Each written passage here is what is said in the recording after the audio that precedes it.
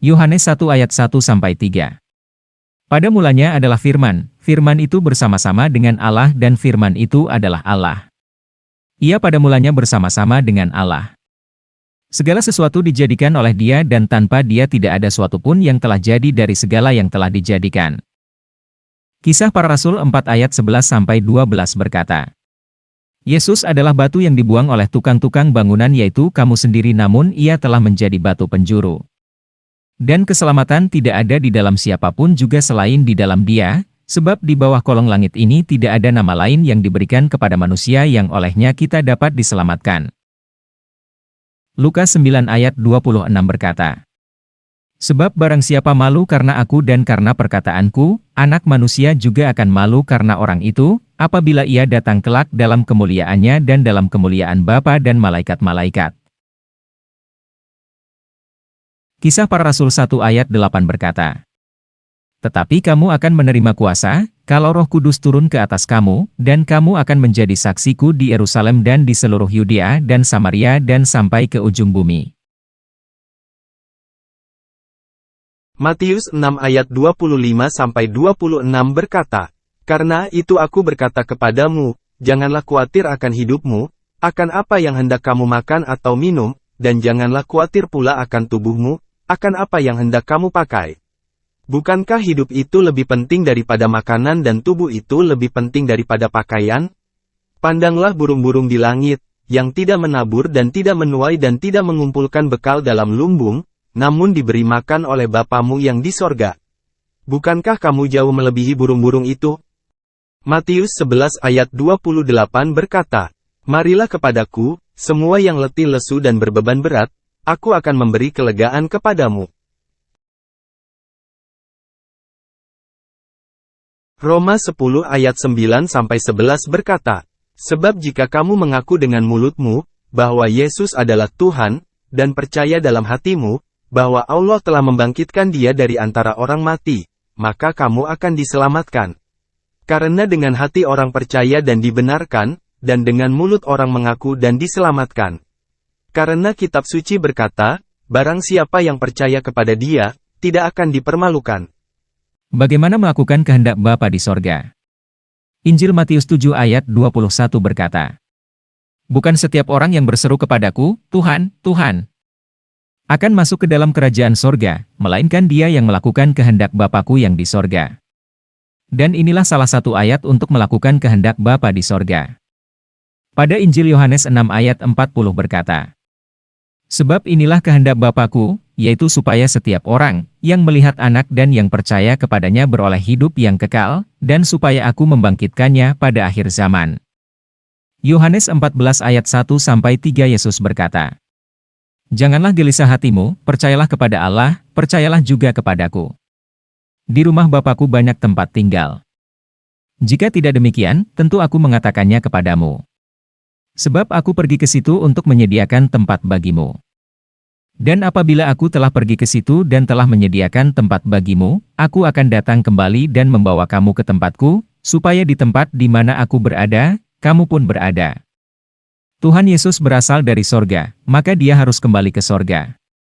Pada Injil Yohanes 8 ayat 23 berkata, Lalu Ia berkata kepada mereka, Kamu berasal dari bawah, Aku dari atas, kamu dari dunia ini, Aku bukan dari dunia ini. Demikian juga pada Injil Yohanes 13 ayat 3. Yesus tahu bahwa Bapanya telah menyerahkan segala sesuatu kepadanya dan bahwa Ia datang dari Allah dan kembali kepada Allah. Yesus pergi ke sorga supaya Roh Kudus turun ke atas kita. Pada Injil Yohanes 16 ayat 7-8 berkata, Namun benar yang kukatakan ini kepadamu, adalah lebih berguna bagi kamu, jika Aku pergi. Sebab jikalau Aku tidak pergi, penghibur itu tidak akan datang kepadamu, tetapi jikalau Aku pergi, Aku akan mengutus Dia kepadamu. Dan kalau Ia datang, Ia akan menginsafkan dunia akan dosa, kebenaran dan penghakiman, dan Injil Yohanes 14 ayat 26 berkata, Tetapi penghibur, yaitu Roh Kudus, yang akan diutus oleh Bapa dalam namaku, Dialah yang akan mengajarkan segala sesuatu kepadamu dan akan mengingatkan kamu akan semua yang telah kukatakan kepadamu. Seorang yang bukan murid Yesus mengusir setan. Lalu apa kata Tuhan Yesus? Pada Injil Markus 9 ayat 38-41 berkata, kata Yohanes kepada Yesus, Guru, kami lihat seorang yang bukan pengikut kita mengusir setan demi namamu, lalu kami cegah orang itu, karena ia bukan pengikut kita. Tetapi kata Yesus, jangan kamu cegah dia. Sebab tidak seorang pun yang telah mengadakan mujizat demi namaku, dapat seketika itu juga mengumpat aku. Barang siapa tidak melawan kita, ia ada di pihak kita. Aku berkata kepadamu, sesungguhnya barang siapa memberi kamu minum secangkir air oleh karena kamu adalah pengikut Kristus, ia tidak akan kehilangan upahnya. Yesus yang walaupun dalam rupa Allah, tidak menganggap kesetaraan dengan Allah. Filipi 2 ayat 6 berkata, yang walaupun dalam rupa Allah, tidak menganggap kesetaraan dengan Allah itu sebagai milik yang harus dipertahankan, melainkan telah mengosongkan dirinya sendiri, dan mengambil rupa seorang hamba. Dan menjadi sama dengan manusia. Dan dalam keadaan sebagai manusia, ia telah merendahkan dirinya dan taat sampai mati, bahkan sampai mati di kayu salib. Itulah sebabnya Allah sangat meninggikan dia dan mengaruniakan kepadanya nama di atas segala nama, supaya dalam nama Yesus bertekuk lutut segala yang ada di langit dan yang ada di atas bumi dan yang ada di bawah bumi, dan segala lidah mengaku Yesus Kristus adalah Tuhan, bagi kemuliaan Allah Bapa. Inilah amanat agung Yesus Kristus. Pada Injil Matius 28 ayat 18-20. Yesus mendekati mereka dan berkata, kepadaku telah diberikan segala kuasa di sorga dan di bumi. Karena itu pergilah, jadikanlah semua bangsa muridku dan baptislah mereka dalam nama Bapa dan Anak dan Roh Kudus, dan ajarlah mereka melakukan segala sesuatu yang telah kuperintahkan kepadamu. Dan ketahuilah, aku menyertai kamu senantiasa sampai kepada akhir zaman. Pertolongan hanya datang dari Tuhan. Mazmur 121 ayat 1-2. Nyanyian ziarah. Aku melayangkan mataku ke gunung-gunung. Dari manakah akan datang pertolonganku? Pertolonganku ialah dari Tuhan, yang menjadikan langit dan bumi. Yesus adalah pengantara antara Allah dan manusia. 1 Timotius 2 ayat 5 berkata, karena Allah itu Esa dan Esa pula dia yang menjadi pengantara antara Allah dan manusia, yaitu manusia Kristus Yesus. Yesus adalah jalan kebenaran dan hidup. Injil Yohanes 14 ayat 5-6. Kata Thomas kepadanya, Tuhan, kami tidak tahu kemana engkau pergi, jadi bagaimana kami tahu jalan ke situ? Kata Yesus kepadanya, akulah jalan dan kebenaran dan hidup. Tidak ada seorang pun yang datang kepada Bapa, kalau tidak melalui aku. Inilah kasih Allah kepada dunia.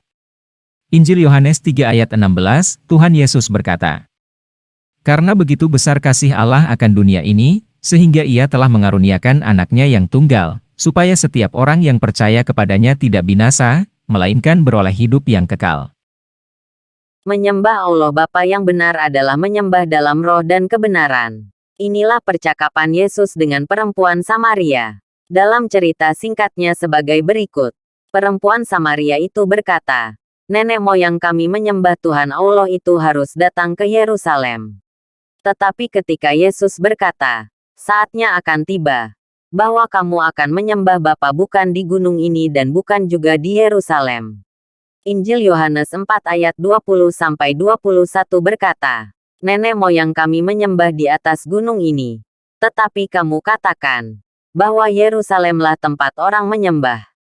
Kata Yesus kepadanya, percayalah kepadaku, hai perempuan, saatnya akan tiba, bahwa kamu akan menyembah Bapa bukan di gunung ini dan bukan juga di Yerusalem.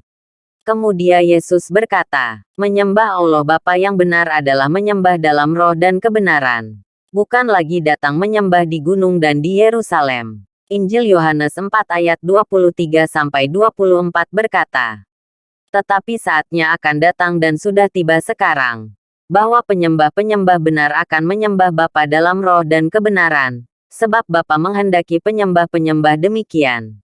Allah itu roh dan barang siapa menyembah dia, harus menyembahnya dalam roh dan kebenaran.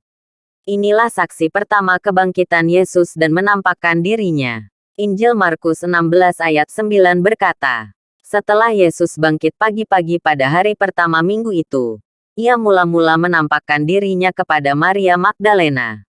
Daripadanya Yesus pernah mengusir 7 setan. yang sebelum diceritakan pada Injil Markus 16 ayat 1-8.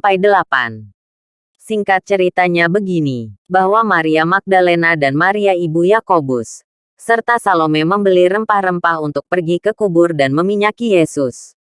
Setelah sampai di kubur mereka saling bertanya, siapa yang akan menggulingkan batu itu bagi kita dari pintu kubur? Tetapi ketika mereka melihat dari dekat, tampaklah batu yang memang sangat besar itu sudah terguling.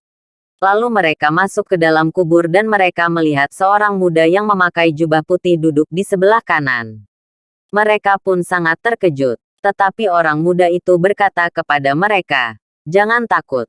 Kamu mencari Yesus orang Nazaret, yang disalibkan itu. Ia telah bangkit. Ia tidak ada di sini. Lihat, inilah tempat mereka membaringkan dia. Tetapi sekarang pergilah. Katakanlah kepada murid-muridnya dan kepada Petrus, ia mendahului kamu ke Galilea. Di sana kamu akan melihat dia." Lalu mereka keluar dan lari meninggalkan kubur itu, sebab gentar dan dahsyat menimpa mereka.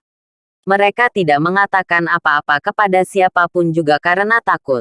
Dengan singkat mereka sampaikan semua pesan itu kepada Petrus dan teman-temannya. Injil Matius 28 ayat 9-10 berkata, tiba-tiba Yesus berjumpa dengan mereka dan berkata, "Salam bagimu." Mereka mendekatinya dan memeluk kakinya serta menyembahnya. Maka kata Yesus kepada mereka, "Jangan takut.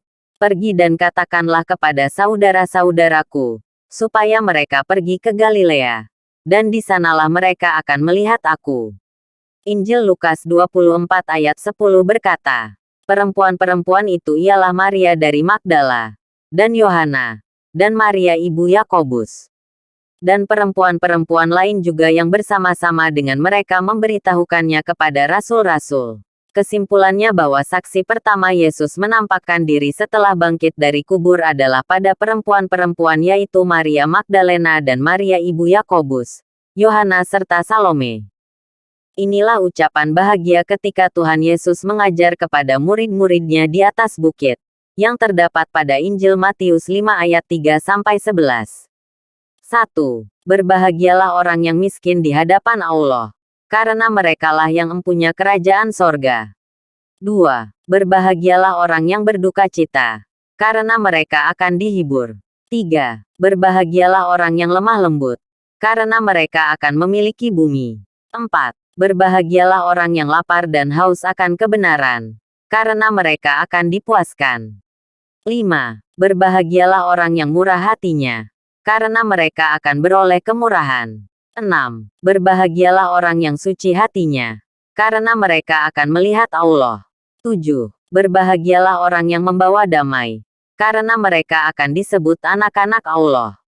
8. Berbahagialah orang yang dianiaya oleh sebab kebenaran, karena merekalah yang empunya kerajaan sorga.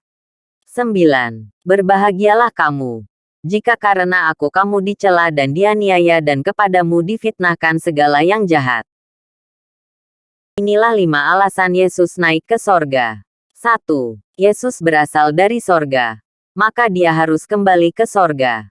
Pada Injil Yohanes 8 ayat 23 berkata, lalu ia berkata kepada mereka, "Kamu berasal dari bawah, aku dari atas, kamu dari dunia ini. Aku bukan dari dunia ini." Dan Injil Yohanes 13 ayat 3 berkata, Yesus tahu bahwa Bapanya telah menyerahkan segala sesuatu kepadanya dan bahwa ia datang dari Allah dan kembali kepada Allah. 2. Yesus datang dari Bapa, jadi dia harus kembali kepada Bapa. Dalam Injil Yohanes 14 ayat 28 berkata, "Kamu telah mendengar bahwa aku telah berkata kepadamu, aku pergi, tetapi aku datang kembali kepadamu. Sekiranya kamu mengasihi aku, kamu tentu akan bersukacita karena aku pergi kepada Bapa-Ku, sebab Bapa lebih besar daripada aku." Demikian juga dengan Injil Yohanes 16 ayat 28 berkata, "Aku datang dari Bapa dan aku datang ke dalam dunia. Aku meninggalkan dunia pula dan pergi kepada Bapa." 3. Yesus telah menyelesaikan pekerjaannya. Yohanes 4 ayat 34. Kata Yesus kepada mereka, Makananku ialah melakukan kehendak Dia yang mengutus aku dan menyelesaikan pekerjaannya. Yohanes 19 ayat 30. Sesudah Yesus meminum anggur asam itu, berkatalah Ia, "Sudah selesai." Lalu Ia menundukkan kepalanya dan menyerahkan nyawanya. 4. Yesus menyediakan tempat bagi kita. Yohanes 14 ayat 2-3 berkata, "Di rumah Bapa-Ku banyak tempat tinggal. Jika tidak demikian, tentu Aku mengatakannya kepadamu. Sebab Aku pergi ke situ untuk menyediakan tempat bagimu. Dan apabila Aku telah pergi ke situ dan telah menyediakan tempat bagimu, Aku akan datang kembali dan membawa kamu ke tempatku, supaya di tempat di mana Aku berada, kamu pun berada." 5. Yesus ke surga supaya Roh Kudus turun ke atas kita. Yohanes 16 ayat 7-8 berkata, "Namun benar yang kukatakan ini kepadamu, adalah lebih berguna bagi kamu, jika Aku pergi. Sebab jikalau Aku tidak pergi, penghibur itu tidak akan datang kepadamu. Tetapi jikalau Aku pergi, Aku akan mengutus Dia kepadamu. Dan kalau Ia datang, Ia akan menginsafkan dunia akan dosa, kebenaran dan penghakiman." Yohanes 14 ayat 26 berkata, "Tetapi penghibur, yaitu Roh Kudus, yang akan diutus oleh Bapa dalam namaku, Dialah yang akan mengajarkan segala sesuatu kepadamu dan akan mengingatkan kamu akan semua yang telah kukatakan kepadamu."